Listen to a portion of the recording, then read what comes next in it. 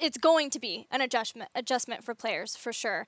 So we'll see how it works out for both teams in the next game. We're ready to check out the battleground for game number 2, and that happens to be Dragonshire, an old favorite of No Tomorrow, although that seemed to cycle out. And while that was cycling out, Superstars picked it up as a favorite of theirs. It is, you know, it is a weird tale, Dragonshire. I just, from international play, it kind of died off, but every region has been paying attention to it. It is a beast of its own. And I'm excited that we're going to that for game number 2, just because it feels to me like typically the better team comes out ahead on Dragonshire. There's very rarely, it takes heavy draft sense, it takes individual game sense, and that, if you have those two, it will add up to a fatal W at the end of the day. So I like to see that here for these teams to try and gauge who really is learning the fastest and the better team early on. Now, when we left things here, like last time on HGC North America, it was all about the late game comps on Dragonshire, specifically Nazebo. Is Nazebo still in play, or have we put that to bed since we have so many aggressive, right out of the gates heroes within the meta? I will say that North America, according to what we saw in the last draft, is so much more focused still on comforts that it is 100% possible that Nazebo comes out, even in this draft. That was nowhere near as heavily influenced by international meta as I expected it to be. So yes, then North America still likes North American things, you know? We're going to the Nazebo. It is possible to play that stall, slow, late game. Oh my goodness, Nazebo has viral infection. How do we stop this hero? We had a Gul'dan too in the last game, so probably very likely that we have Gul'dan once again. But yeah, it is interesting to see that. But again, it was Brax's holdout, so we'll have to wait and see. I think this Battleground and then further Battlegrounds too will be a little more telling from that. I think that's a huge argument that a lot of people at home may not even understand the weight of too, is just the fact that Brax's holdout saw a total sample size of, I think it would be under 10 games. Yeah, it definitely was. So, and compared to every other map that we have at the pool of HGC, it was like laughable the amount of data you got onto that map compared to every other. So if any map was going to be North America didn't learn something, it makes sense that it would be Braxis. Dragonshire should suffer from the same problem, but then maps like Sky Temple, Infernal Shrines, Battlefield of Eternity, like all of those maps are like, should be exactly what we saw at the MSB. Game number 2 between Superstars and No Tomorrow. Superstars leads 1-0 in this best of 5. No Tomorrow have banned Ariel, so they do not, again, want to deal with the trifecta that, or at least the duo, the strong duo of Superstars, and they don't want to have to pick it either. Yeah, and I like the Holy Trinity, the trifecta, the anything that Ariel can do with a battery strategy. I like that taken away on small maps a lot more than I do on big. Same. We have seen some argument for things like on Sky Temple where you can kind of present it. Shout out to Fnatic for, you know, kind of displaying their approach on that one. But so it has a spot. It just is not nearly as big of a deal unless you're on maps like Dragon, Tomb, the smaller ones where the front walls can win or lose early games for you. What are Superstars going to ban? Do they want to let No Tomorrow get a new Barak? Genji is really strong because of the rotation. Tassadar. Not what I expected since Ariel was removed. Me neither. She is the 100% you can't fill out any other part. She is the core of that strategy. The hyper carry You can put any other pseudo support. You can put any other battery, but she's the key. So that Tassadar ban now leads to either number 1, throwaway. Number 2 would be fear of a different hyper carry pairing. On a map like Dragonshire, it's very uncommon. Things like Tracer, Illidan, not usually meta. So that is a strange ban here for Superstars. Genji's still up now. He was banned in the last game. Uther available, although, I mean, he made it all the way through the last one. Yeah, he did. So, I mean, at this point, Uther is a big old question mark on where these teams end up prioritizing them. With the Anubarak removed, I don't see any world where Superstars does not, or gives up the Genji in this rotation as well. Genji on Dragonshire, out of all the small maps, he has one of the biggest arguments for his existence just off of rotations are very key. Yeah. He's really, really fast at rotations, one of the fastest in the game. He essentially makes you play the map kind of Zeratul-esque, but he's better at Zeratul things than Zeratul. So I like him so much more. They go with Uther Dahaka.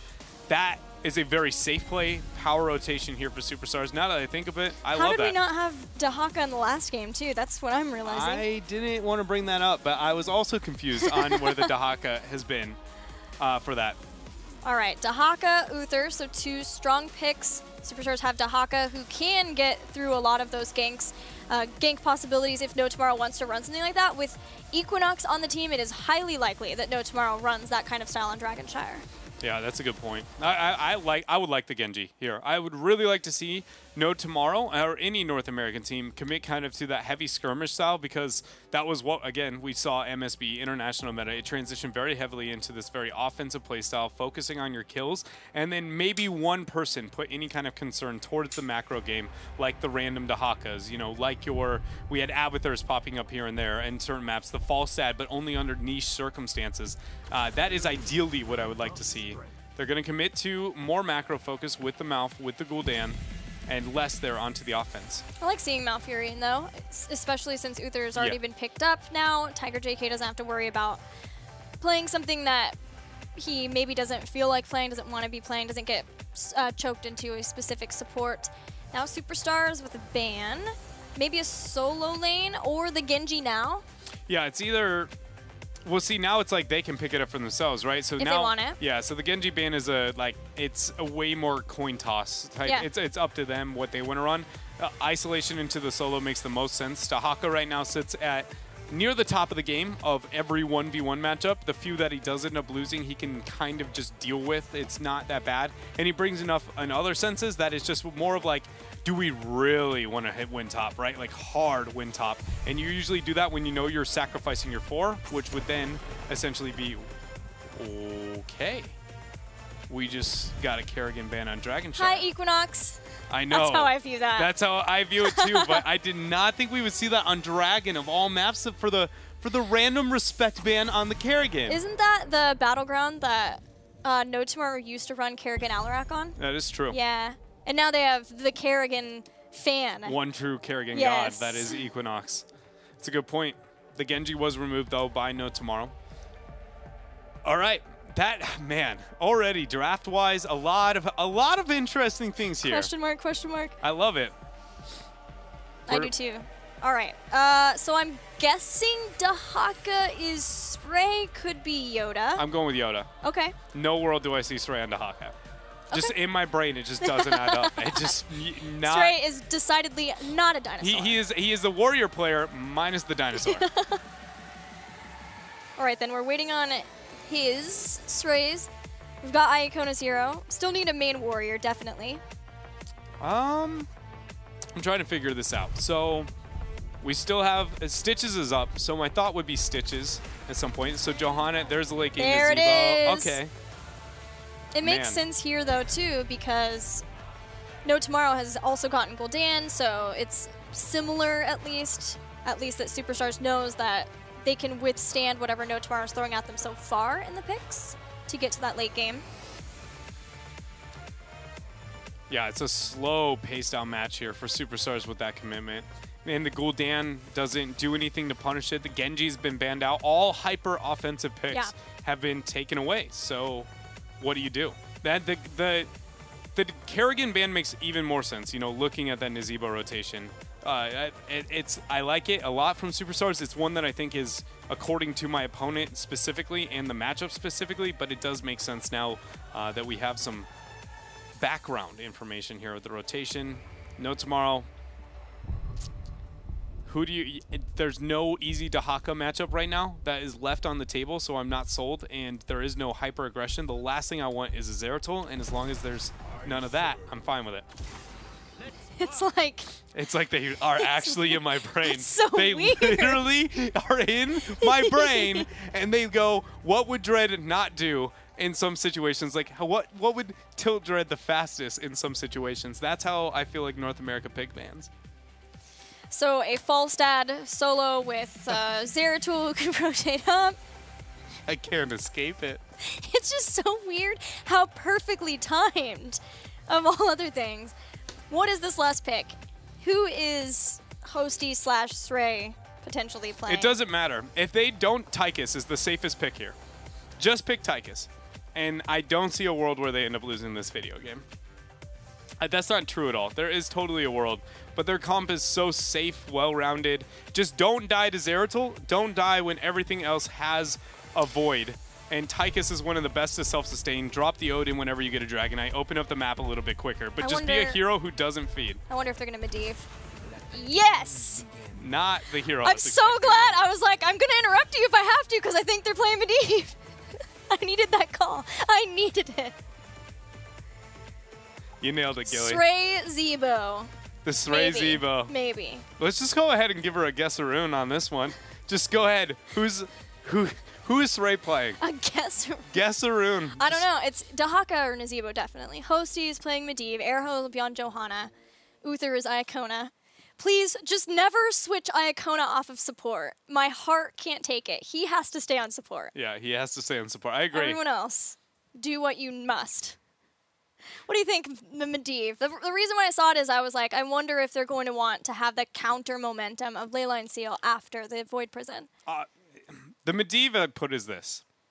I don't hate the Medivh pick in a perfect world, but we've known Medivh is essentially the character who goes like, well, if you're just not up to snuff with the way to play him, it's just not going to be an impactful hero. When you are, you're like, oh my goodness, Medivh is the most insane hero I have actually ever seen played, period. I feel like they had a very safe, could deal with their opponent draft and said, what's one of the riskier picks we can take? If they play it perfectly, I'd say I'm still confident in their draft. But it's also so high skill cap. And again, we're looking, we're taking a step back from the Medivh play that we saw at the midseason brawl.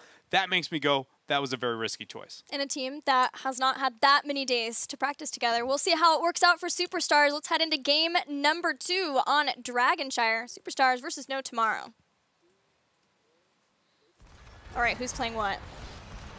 Well, for the left-hand side, Gilly, I've got you covered. Okay. Tiger JK is going to be playing Malfurion. Thank you. Jason is on the Falstad. Appreciate it. Casanova on a new Barak. Okay. And Equinox, Zeratul. You forgot one. Well, we got ourselves talking trees on the Ghoul Dam. Nailed it. Okay, Superstars. Hosty's playing Medivh, of course. It is. It's Srey Zebo. Srey Zebo. Nice. Ginger Dread Srey Zebo, baby. Hosty Medivh, Yoda Dahaka, Iacona playing Uther, and finally Erho playing Johanna. I'm happy to see Yoda back on the Dahaka. I think that he was definitely the better of the 2-3 Dahakas we saw out of Roll 20.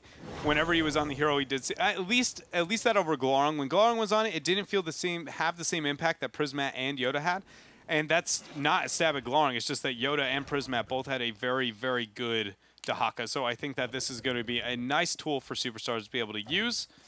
You know what's so funny about that? What? I remember the first time we saw Yoda's Dahaka, and we were questioning it. Yeah. Because there were really early adaptations, some questionable stocks, but that was only in part 2. Be able to improve that much, to be that influential, shows a lot of Yoda, as well as how well he performed at the midseason brawl. Specifically, his Li Ming statistically was very good. Even just flat out flashy plays and how he played it. Yes. Like, that wasn't just like oh, well, at least the stats look good. It was, no, this kid is playing a world-class Li Ming right now.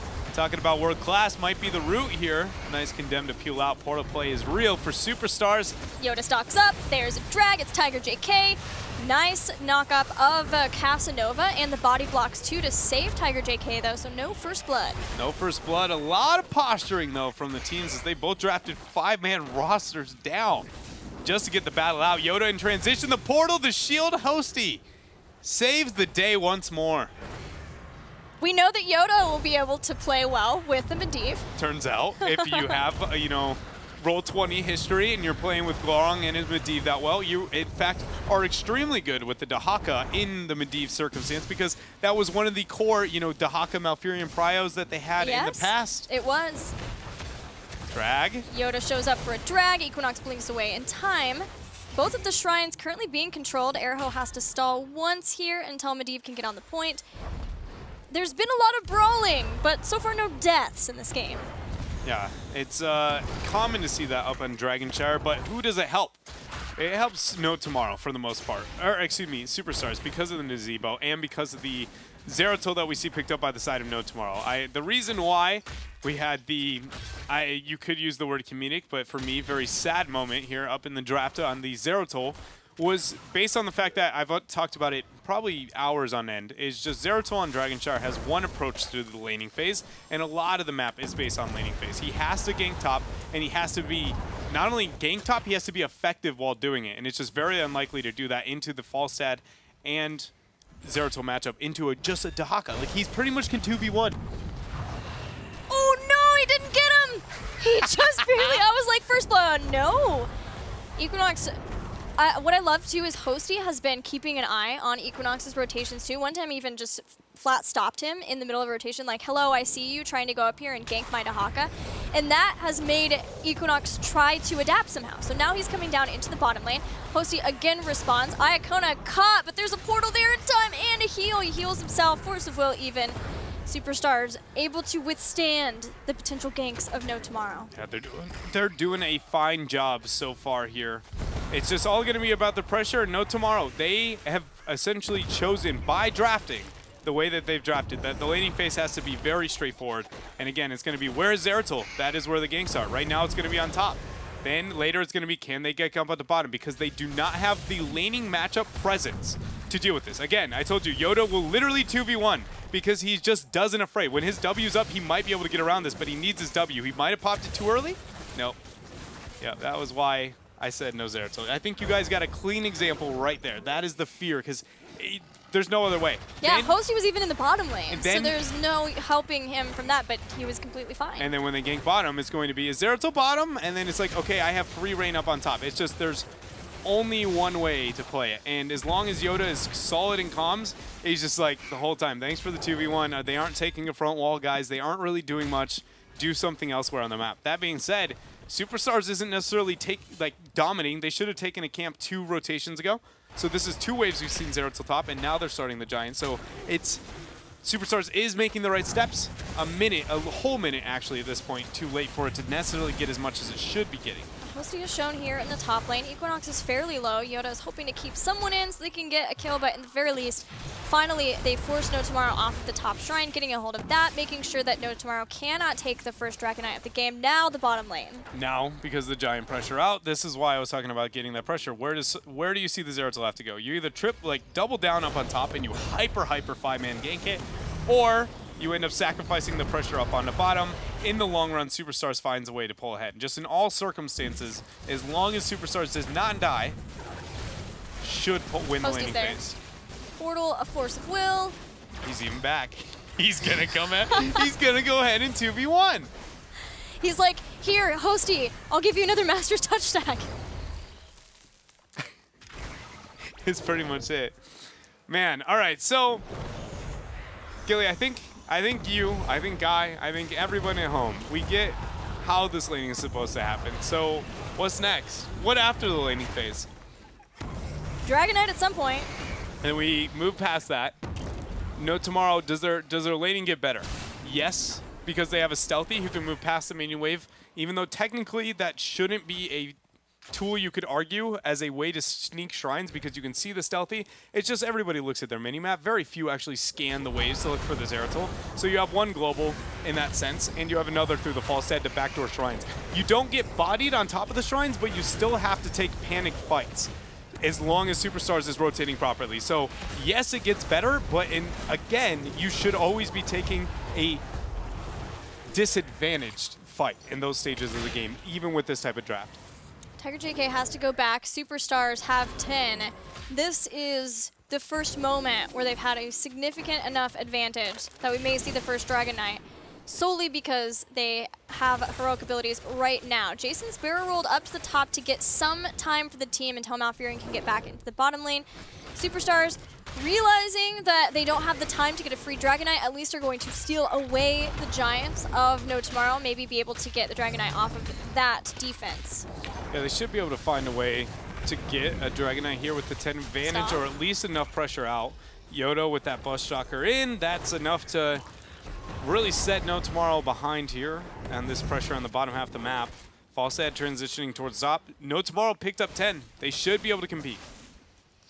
Heroic abilities, everything looks as we would expect. Cocoon, once again, just have not been any Locust Swarm since that change, especially realizing how impactful it was at the mid-season brawl. Casanova's hoping for a fight for Superstars. Not going to get it up. Divine Storm is a little bit different. You know, we're mixing it up. And with it, when you have a Medivh, it makes Divine Storm more appealing, not only because you have more supporting, but also because you have the mobility provided by portals.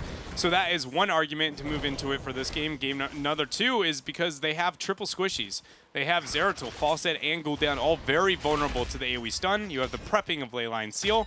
Legitimately, every single thing about the composition of Superstars here makes sense to go into Divine Storm. The only thing that would make you say, I need Divine Shield, is the Void fear of isolation, right? Oh, they're voided. I get Divine Shield, they stay alive. But they have Medivh, they have Nazeebo, they have Dahaka. Like, every hero can self-sustain outside of the Void.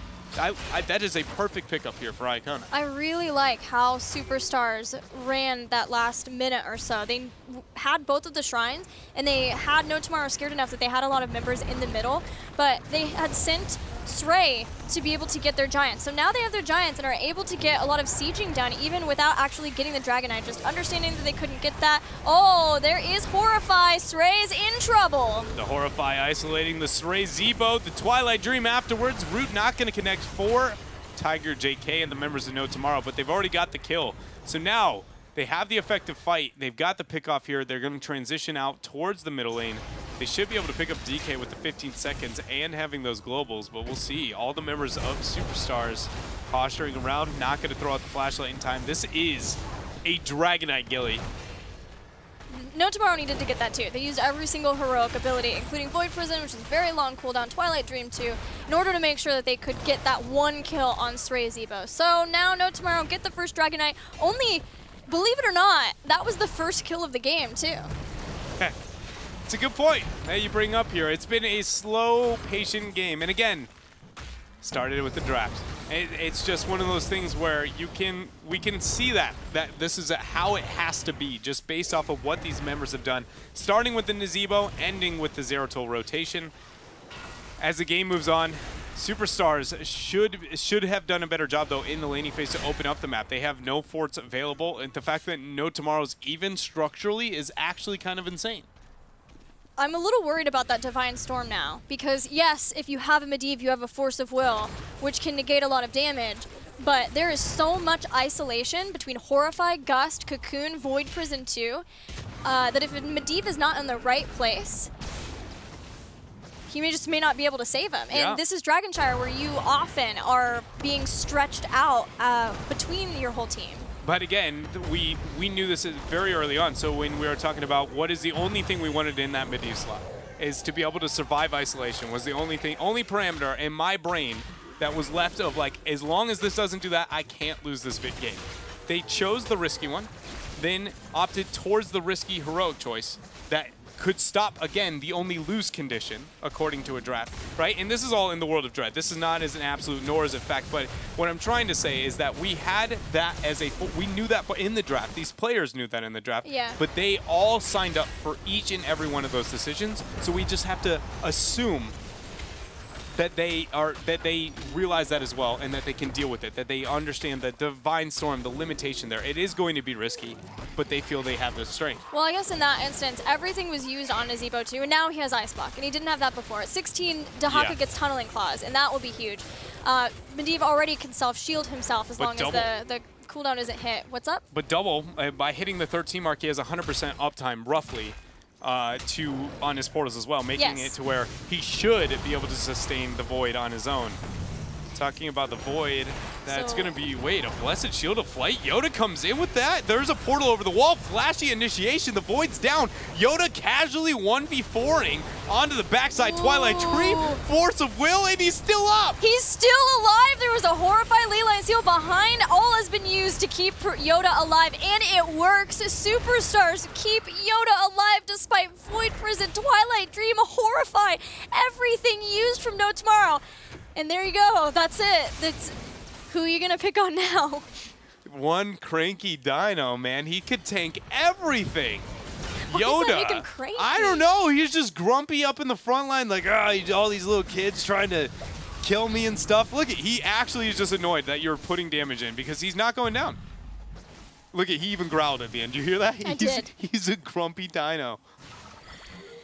Level 16 almost here for both the teams. This has been a one-death game into 12 minutes and 30 seconds. No Tomorrow gets both the shrines. Superstars hanging out in mid. It's amazing. You know, it's just, oh, nice drag. Portal should be laid. This should be a dead Equinox. He shouldn't be able to survive that. Ugh, I wanted to see both of them all in through that portal, or at least a second rotation as spells. But this is now going to be top shrine going over to Superstars. They stall out a Dragonite once again, and No Tomorrow just constantly rotating out looking for their picks. It's essentially the exact same thing we saw, but with more talents that over the first Dragonite phase, now repeated here through the second. Nobody's gained a major advantage because structurally nothing's open.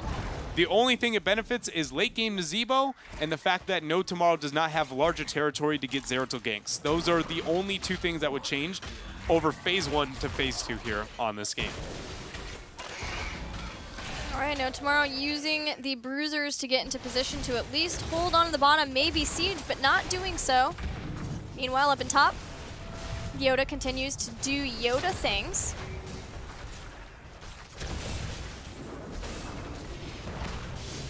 It's actually gross.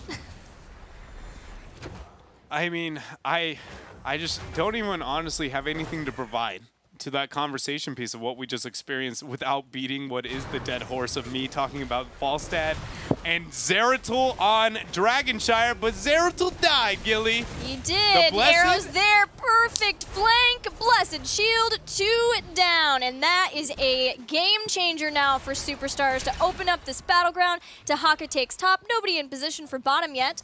They're moving in there. Arrow's gonna hang out in mid. How does No Tomorrow stall this? I don't think it's likely. They are not going to be able to. They've even forfeited over. They're just gonna pick up Giants, trying to minimize their losses.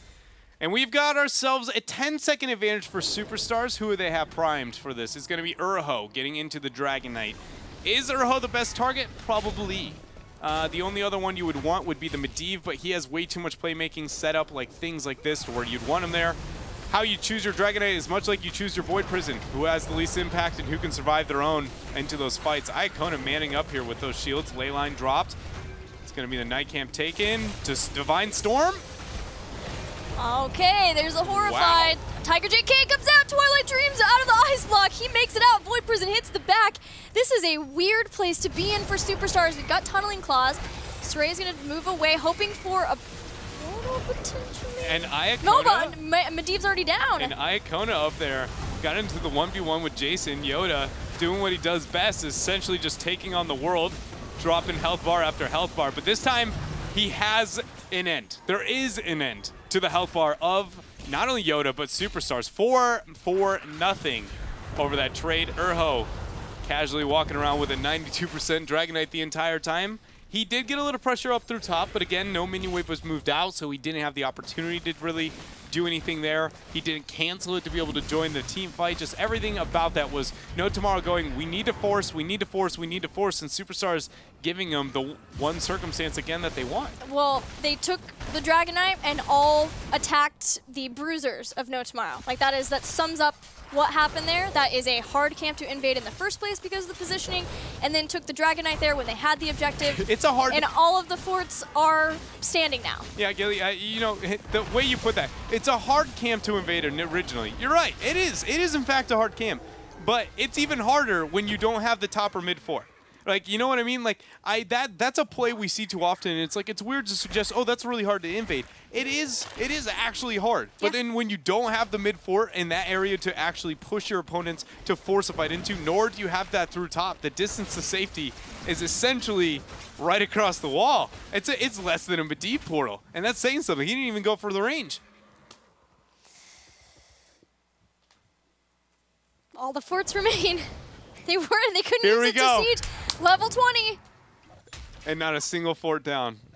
Epic Mount's going to be huge for No Tomorrow. I lied. We got top. Yeah, that was a little bit too far here. We got at least top. Yeah, fort. because No Tomorrow were able to kill 4 people while Dragonite existed. They just sent Falstad and Zeratul top. They got a fort. They could push this out. Makes it a little bit harder for Tahaka now. They can hold on to that top a little bit longer, although he can also just stalk straight up to the point. Now Superstars doesn't have a global advantage. We'll see. Wait. Apex? No. Nope. So this not a total global advantage, but about a 25-second difference between the two and an advantage for No Tomorrow. That if they can abuse that small window, win a team fight successfully, that should be enough for them to even win the game, even though a 4's not down. Just because they should be able to choose the fight on top of the shrine they desire, never the one that they do not, the one that they already possess. Again, on Dragonshire late game, you always want to fight on the one you want because it's almost inevitable you get a Dragon Knight here at the later stages. So here we are, Altars up, it's going to be a split. Zeratil's got top, the rest of Superstars got bottom. All right, Ikona's still considering if he wants Redemption or something else. Divine Hurricane is a possibility, a big upgrade to having Divine Storm, but is it worth the redemption, the ability to die, heal up, come back? If he's just not the focus, there's a possibility. Srey goes through the portal, Blessed Shield, but nobody else there. It's just going to allow the team to take out the fort. Jason with the Gust for the back. The Gust only hitting one, but it might be enough. Leyline is now moving out. The Medivh cheats, alters it over. Gul'dan is going to be stuck, but look at Srey. The portal is there to get the peel. Twilight Dreams dodged by the Ice Block, but Iger JK, Hosty, he actually goes down on the low. Look at the Divine Storm! Iacona almost took out Equinox, but not quite. Now Srey is down. Jason in the back is wreaking havoc. Iacona hits him with Hammer of Justice, and now Airho and Iacona are on the chase, but he flies out! There's the Epic Mount to get a bit more retreat. Now Yoda, I mean, it's been the story of the entire game. Isolation is there with the Void. He ends up falling, and Superstars is crumbling here. Urho, he buys time with his 20. Iacona's merely going to buy time with his. No. Yes. He took Divine Hurricane. Oh, you're right. That is now 5 members dead. Is that game? All right. Sidewalls? Falstad's waiting. They already had top. Okay. Falstad's not the person you want in this. He's your damage dealer. So that already is going to be a time-sensitive, essentially damage time lost to end the game.